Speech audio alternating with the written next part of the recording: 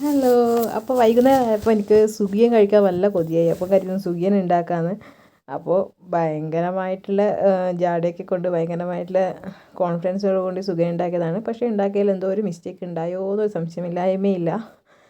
അപ്പോൾ ഇതേപോലെ ചെറുപയറൊക്കെ വേവിച്ചു. അതിലേക്ക് മഞ്ഞൾപ്പൊടിയും ഉപ്പും ഇട്ടൊക്കെ ചെറുപയർ വേവിച്ചു. പിന്നെ നമ്മുടെ മൈദയും 1 ഗ്ലാസ് മൈദയും 1.5 ഗ്ലാസ് മൈദയും 1/4 ഗ്ലാസ് ഗോതമ്പും പിന്നെ മഞ്ഞൾപ്പൊടിയും ഉപ്പൊക്കെ ഇട്ട് നല്ലോണം മിക്സ് ചെയ്യണം. അങ്ങനെയാണ് കേട്ടോ യൂട്യൂബിലൊരു വീഡിയോ കണ്ടപ്പോൾ കണ്ടത്. അപ്പോൾ അതേപോലെ ചെയ്തു. അത് കഴിഞ്ഞ് പിന്നെ വേവിച്ച ചെറുപയറിലേക്ക് ശർക്കര ഉരുക്കി ഒഴിച്ചു. അപ്പോൾ ഇത്തിരി വെള്ളം കൂടി പോയി, കുഴപ്പമില്ല. 2-3 വിസിലില്ലാതെ നല്ല ടൈറ്റായി കിട്ടി. അപ്പോൾ അങ്ങനെയൊക്കെ ചെയ്ത് ഉരുളകളൊക്കെ ആക്കി കേട്ടോ.